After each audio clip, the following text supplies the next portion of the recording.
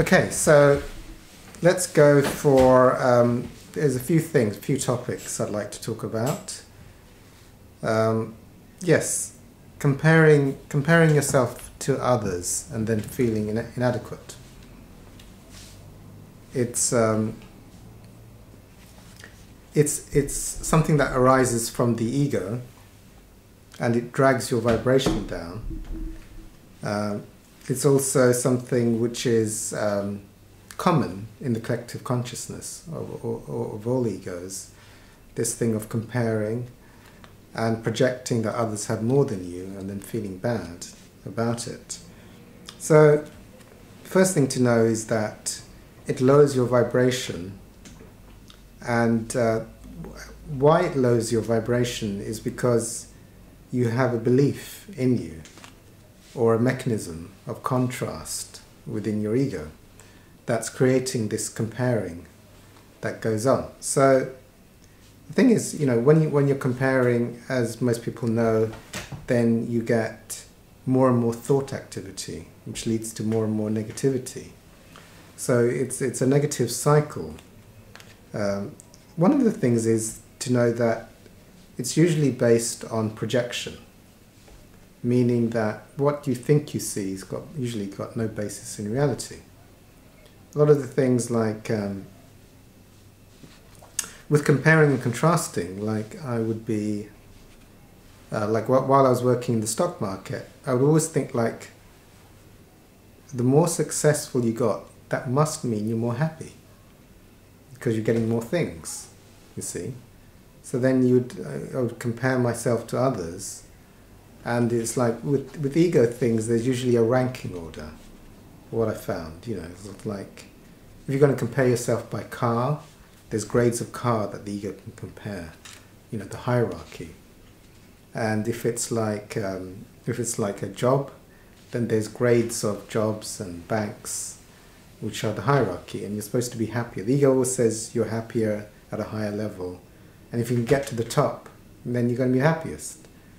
Or I often speak to people who sort of say, if you've got a standard family, that must mean you're happy. And they, and then, so I've often heard this, but often people, what you find is these people that like celebrities. A lot of people would project they must be really, really happy. They're a good example. They have fame, money, fortune, partners, kids, and they look happy. And if you meet them, they seem to be happy, and they have a glamorous lifestyle. So they have everything in the world that should give you happiness. And then you sort of see them, they're either in drug rehab or they're dead sometime later on. So what was really going on with these projections, that one was, the ego is just projecting out comparisons into the world, and then trying to see that what they have is making them happy, and it's a projection, because no external object gives happiness. It's just not true. So it's just an ego projection. This person's got more money, therefore they're more happy. Or this person, has a relationship, so they're happy. Or this person is younger, so they must be happier. Or or this person is famous, so they must be happier. Or this person, whatever it is. So the main thing to realize with comparing is that it drags your vibration down, and then you'll tend to see it more often, you'll tend to dwell in it more often, and it will bring in more situations from the universe which highlight what you're holding in mind. Because the beliefs that you hold in mind will just make sure that you see it everywhere, or it'll bring it into manifestation, so it can glare in your face. Because it's like, if this is a world for transcendence, then any pattern that we hold, any negative pattern we hold in mind, we'll keep seeing until we transcend that pattern. So the thing with comparing is and obviously if you compare, you're going to feel inadequate. what creates... So here's the thing. What Ramana Maharishi said is like, if you hold a thought regularly in mind, then it's like it's an ego. It's an ego inflation. And if you get something that you think will fix you, the ego shuts up for a short period of time, and then you feel good. So, but then, because it's got by an external factor, usually your ego will start talking again, and it will need something more or different. You see, so it's be like, so a situation could be like, oh, if I was in a relationship, I'd be happier. So that can be like a thought, a vibration that goes on and on and on. So then if you get a partner, then the ego shuts up for a short period of time and you bliss out. And you think that the partner has given you bliss. But then after a while, you'll see all the flaws in the partner. And then, and that's because now you really wanted it, you got it, so the ego shut up. Then you connected to God for a short while. But your ego projects that the partner gave you the happiness. But then after a while, because anything external cannot give you happiness, after a while the ego will start talking and say, and then you find faults. Then either you need a new partner or you need something totally different. So that's it. That's the thing. So where does the comparing come from? Well, the comparing comes from the ego mechanisms of fear, control, and survival. So it's an animal. It's an animal instinct. You know, I guess if you look to like the wolf packs or any pack herding animals, there's usually a hierarchy within there. So, you know, the males want to be the alpha male, and the females want to be the alpha female, and then they have little fights among each other to say who's got the, you know, who's going to have the biggest cave and who's going to be the top dog. So it's an animal thing. So it likes to compare and get into these animalistic battles, you know. But actually, it's a reverse of spiritual truth. So as you let this go, then the universe of love and miracles arises to look after everything. And it's the true source of love, you know. The true source of love is letting go of the ego and its mechanisms, and it's comparing, contrasting and controlling and needing to control to feel more safe or to get better. So you just, once you see it that way, also comparing is, at an advanced level, is dualistic. It creates a separation between a me and the other person, when in truth there's only oneness. So again, it's a thing. Ways to get around it, apart from doing the Course of Miracles, like forgiveness, praying for people's happiness, praying for a miracle to see things differently. Other ways to let go of comparing is self-inquiry. So whenever, if comparing is going on in your head, you ask what's observing the comparing. See, does the observer of your thoughts, of the comparing that's going on in the head, is that comparing? Be in the position of the observer and keep doing that whenever comparing seems to, and then you'll start to deflate the mechanism. Because that which observes thoughts does not compare. It does not even have comparing within it. In its essence, there is no such thing as comparing. So comparing can only be in the realm of the thinking mind. And the thinking mind creates separation and duality, and fear, and or needing to compete, or all of these things. Okay, so yeah, this thing of meeting bad people, yeah, or having bad occurrences, if one is negative for too long, or in negative thinking, or holding negative patterns, then one tends to bump into negative people, you see. It can even happen after you're in a good space, but because you've been negative before, they're sort of going to come towards you.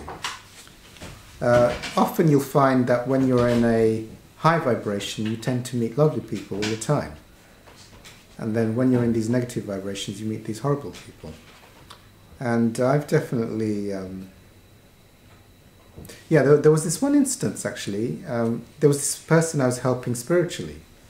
And I used to have the most amazing conversations with her, because she thought there was a huge conspiracy going on with all the medical profession to make sure she had bad treatment all the time. And every time I spoke to her, she would talk about the doctors like being evil demons, and how bad they were, and they were all conspiring against her, and she was getting bad treatment, and everything was going wrong with her medical treatment. And my experience was that all the doctors and nurses I was meeting were like angels, you know. And I'd go there and they'd be absolutely beatific and they'd be happy. And I was having like lots, you know, I had some extraordinary miracles. One of the most extraordinary miracles I go to the Royal Free. I used to go, well, I still go, but hardly, very infrequently now. I used to go to the Royal Free Kidney Transplant. It was every Tuesday. And usually it would be like full of patients and people queuing up for the blood, people queuing up for the blood pressure measurements, and then people queuing up for the doctor. And that was normal. You know, when I'd go in, you'd have a waiting time and different things to do. I remember one day I went in, and I think I must have been in a good vibration, and there was no one in the room. And I had my blood pressure done straight away. I saw the doctor, had the blood done, and left. And it was like such an awesome miracle. But it was like something happens when you're really, really connected. Like the impossible. What is logistically impossible is possible, is what I think. So everything, and obviously, if my vibration drops, I know it, because the whole world seems to become a reflection of my vibration. And actually, as the Course in Miracles says, we're all connected. So, you know, when you know, you could say that when one is in a low vibration, you bring out that vibration in others, to some extent, you see. And then when you're in a high vibration, you bring out the best in others. So there's a thing of like not you know, holding your vibration as high as possible is always the best thing to do, and to let go of all negative thoughts, negative projections. Of course, one goes into these things, but to let it go ASAP. Because this is the thing, like comparing is like the world gives happiness. If I can compare enough, contrast enough, and compete enough, and get enough, and change things enough, then I'll be safe, happy, and loved, and everything will be good. And spirituality is the reverse of that. If you can surrender everything, all your ideas and all your thoughts, see, to the ego, security, love, comfort are all found by acquiring things from the world. You see, and so hence the ego mechanism, which is the animal mechanism, to compete, to get. The animal mechanism is selfish in origin, for survival based. You know, I have to get that. I have to sort of. How would a wolf be?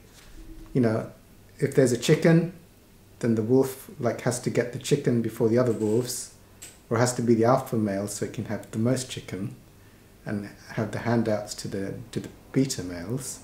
So yeah, you know, so it's competition, selfish. It's also like the ego is like tracking the world with a lot of, like its survival is based on rearranging and orchestrating and being top dog in the world. So that's the ego mechanism, which is the ego. You know, it's like the animal. So the spiritual thing is actually the opposite thing, which is like in surrendering, then all the love and security comes by the grace of God. So it's a reverse mechanism. It's also, we do the Course of Miracles, it's the realm of miracles as well. So hence the thing of like trust and letting go in all ego mechanisms. And like I go to these places called the 12 steps. You know, step one is admitting powerlessness and unmanageability, which is what I'm saying. as you drop to low vibrations, everyone's horrible to you. You lose your wallet and you become ill, and you try and get something from the world to fix it, which still doesn't work. And then if you start to get that spiritual vibration, that connection through surrendering and letting go, then suddenly your health gets better, the people you meet become nicer, and it's like the universe is taking care of you. So hence this mechanism. And the thing that I'll come back to is the Ramana thing. The Ramana was when Muji told me the Ramana thing, it was one of the biggest destroyers of my ego. That actually nothing out there. Why would you spend mental energy wanting to get something from the world? Because it's an illusion. Yeah, it's actually entrapment. To spend your time actively thinking, I want this from the world, is a form of obsession, and the world will give it to you eventually. You'll get it.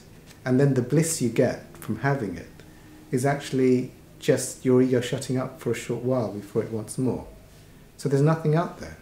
So in the light of comparing and contrasting and competing, is actually it's a hollow victory. And so best to now if you are interested in getting things, it's best to if you're going to do the visualization thing, then at least have no investment in outcome. Don't have the craving energy. That's probably the best way to get that. So yeah, so I quite like doing the observer, or you can try and clear it through Course in Miracles lessons. Oh, the last thing to do is if there's comparing or feeling inadequacy, well, inadequacy is more a feeling.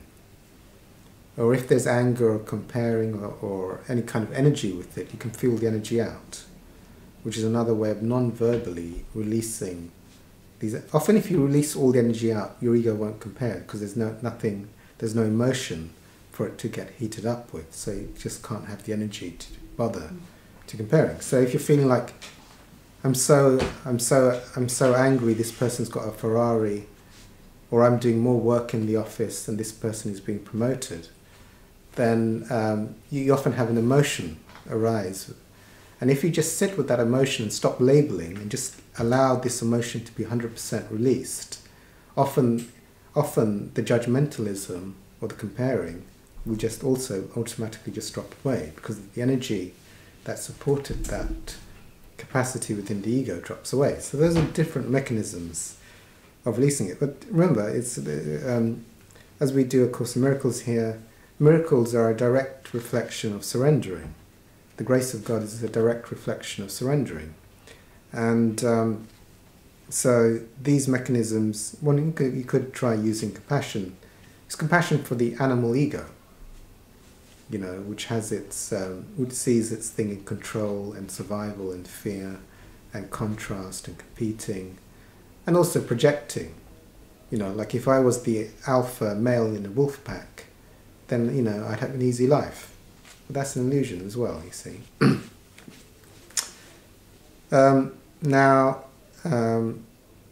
Anyone who does spiritual work will see that from their own experience. The more spiritually evolved they got, or even if they have very spiritual days, or they go to spiritual retreats, sometimes you can have days of bliss and synchronicities. I had that after seeing Muji. I'd be with Muji for 4 days, and the ego would bliss out, so there wouldn't be an ego. And then for the next week or two, it would be the miraculous, in the timeless now, the miracle after miracle after miracle would happen. Hence the thing of the extraordinary grace of God, just to completely surrender and be in the divine presence, is more than the graspiness of the ego can ever give, which is quite hollow. So this thing of, but that one thing anyway, for myself, that one metaphor of what my ego does, the ego is just plotting things it wants from the world. And actually nothing in the world can give it happiness. There isn't anything. I mean, nothing compared. Of course, if you're a food addict like I was, if you like fantasize about donuts the whole day and then you grab a bag of donuts, you know, it does seem to give you happiness. So, but that's just an entrapped mechanism, because once you connect to divine bliss, there is nothing in the world that can give you more than that. And so to have the projection that something could is an entrapment, you see, because nothing can once you're at that level. But if you're at a low level and not obsessed about something, then when you get it, you do get a high. So hence the entrapment, you see, that's how addiction occurs. So it's good to remain happy and keep the highest vibration. There's, you know, you just investigate if something like comparing is going on, and you just see what is the thing. You can use the cancelling of beliefs on it. You just see how the comparing goes. It's like people in this situation are better off than I am. So you just become specific. Remember that lesson 14 of A Course in Miracles says, be very specific when you try and release something. Don't be vague or general. So it's like, yeah, so whatever it is, be specific on it and cancel. I cancel my belief that people who have more money than me or are in a better looking relationship than me are happy. I'm an infinite being subject only to what I hold in mind. Because the infinite presence of God is far better than anything the ego can try and think up. Okay, so hernias. Okay, hernias and health problems and anything else, any other medical complaint that you may have. They arise due to, like the Course would say guilt, but it's any kind of negative emotion that's being held within consciousness, whether it be guilt, shame, anger or fear, and a belief system. Usually the greater the negativity held within the individual, then the more serious the health issue that manifests. So if you're holding enormous amounts of guilt and shame, then you're probably going to manifest a life-threatening illness. I remember one guy saying that you know, the way he was having his lifestyle was like he wanted HIV, and it was because he had so much guilt within him that it was like he was trying to commit suicide by getting that illness through his behavior. So it's like, as it goes down, as there's less guilt, one tends to like pull up minor illnesses, you know. So you just see, sometimes there's a predominant emotion you can feel out. Usually what I would do if you've got an illness like a hernia, is there any emotions that you feel during the day? Is it like fear or anger, or is it like shame or guilt? If some people, like when I was in active addiction, I was actually numbed out to my emotions. I didn't even know what I was feeling. But then if you haven't got access to your emotions, then you feel out the numbness. There's like a numbness, you can actually feel the numbness. Numbness is actually something that can be felt out. And then you gain access to the emotions underneath. And then that will underpin any illness, like, you know, hernia will probably have a lot of suppressed emotions which can be felt out. And if you don't have access to the emotions, then you feel the numbness out. And then the emotions will arise and you feel those out. And then you have to cancel, you know, I'd say I cancel my belief in hernia. I'm an infinite being subject only to what I hold in mind. You can do, and it's good to do generalized spiritual work as well. So if there's people that haven't been forgiven, you know, that can also be layered into emotions that are still being held, which may have a factor in keeping the illness in place. So I remember, yeah, feeling the feelings and cancelling the beliefs, and also doing self-inquiry. You know, my kidney failure left me, I was discharged from the asthma clinic, I had to stop my gout medication, that left me. So all these miracles happened. It was like, once you feel out all the emotions associated with it. Oh yes, another one, because I didn't actually have the hernia thing. Like if you experience it, if you have like a tightness or something that you experience, you can feel that out. That's one of the things I do. However it's manifesting in your physicality, you actually feel it out until it's not there. And that's a very, very powerful mechanism of deleting it from you, as well as cancelling beliefs. So I remember, this is, I think, very instrumental. Like whatever illness you got, whether it be hernia, I mean, I haven't had one, but I'm guessing you might have like tightness in your abdomen or something, or discomfort, or maybe not, or even a sensation. So I remember I would get these gout attacks in my feet. But even if you had another complaint, you know, you'd have an awareness of it when it's happening. So you can feel that out. Or, you know, so I'd have these gout attacks in my feet, and then I would do this thing of like, stop all labeling, stop all thoughts about it, and just be one with it, and just allow it to fully arise within consciousness. And usually within about, I think in the beginning it was a few hours, but usually it was later on about 40 minutes. If I could be with a horrific gout attack, and in 40 minutes I'd be in bliss, just by just being fully present to it and allowing it without labeling it. First it would be a throbbing pain, then it would be looser, then it would become more diffuse as I let go of location, and then there'd be bliss, and then I could walk for a little bit. So the miracles happened. The thing with that, the enormous power of grace to remove illnesses is extraordinary if you can get up to those high vibrations. I remember once, this is one part of my story, when I saw Muji with a massive gout attack in my feet and horrific pain, just being in the light for a short period of time, there was no pain. So the higher the vibration you can access, it's like it can delete illnesses in a split second. Probably faster than even medical. I mean, if I popped a painkiller, it might take a few minutes to do. But accessing the light can do it in a split second. The magnitude of power is enormous. So as I was doing that regularly with my gout attacks, just feeling them out and cancelling them, and going to the observer, it was like they're becoming less frequent and less intense over a period of time. And then eventually they stopped. So as you sort of feel everything out of them, and as you keep cancelling them, you don't believe that you've got them any longer, then they eventually stop. So that's like, if you've got an illness, just cancelling it and feeling out any sensations around it, my experience is they disappear. It's like when they no longer have a feeling about it and you no longer think about it, it seems like it just doesn't happen. It just vanishes.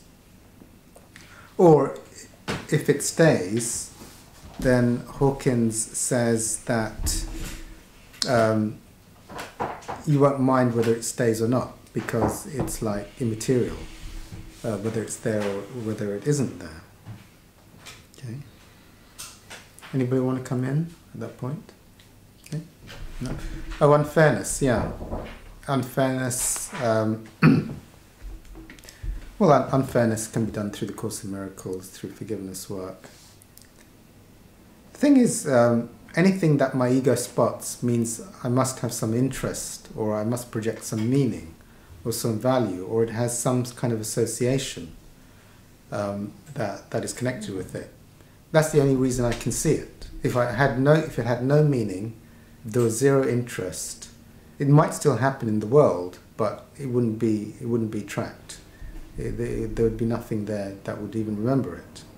Just like if someone was like seeing unfairness everywhere, or getting really triggered by unfairness, it means that the ego holds some kind of projected meaning about that situation, and probably may have survival or fear-based ideas, or some kind of program that is projecting whenever it sees that situation. And so it becomes a symbolic situation that keeps being seen and creating a reaction. So the thing I always know is that anything in the world that my ego keeps getting hooked into means that I've projected meaning and significance onto it. And some of the first lessons in the Course in Miracles are that all my thoughts are meaningless, but also the table is equally as meaningless as the pillow, which is equally as meaningless as the light bulb. So everything then one goes into presence, and actually one doesn't track anything specifically. It's like if you go in a room, everything is witnessed, but nothing is held repeatedly in consciousness or got hooked in. So my thing was like, if I would see, so I know, my thing is to be free of my ego being hooked into things and then recreating a story over and over again. So I'm willing to like either say, oh, or lesson 14, God did not create unfairness, so it's not real. And I think when these, as a lot of you know, when you release these heavy identifications, usually you have a shift in perception of what the whole situation actually meant, or there may be a miracle that may happen in the situation. But while you hold the heavy projection of it's unfair and it's wrong, you know, it tends to hold you to not allowing miracles and a shift in perception in. So my thing is, because I pursue enlightenment, is to let go of everything so that I can let a higher vibration in. Even if I think it's right or wrong, let it go.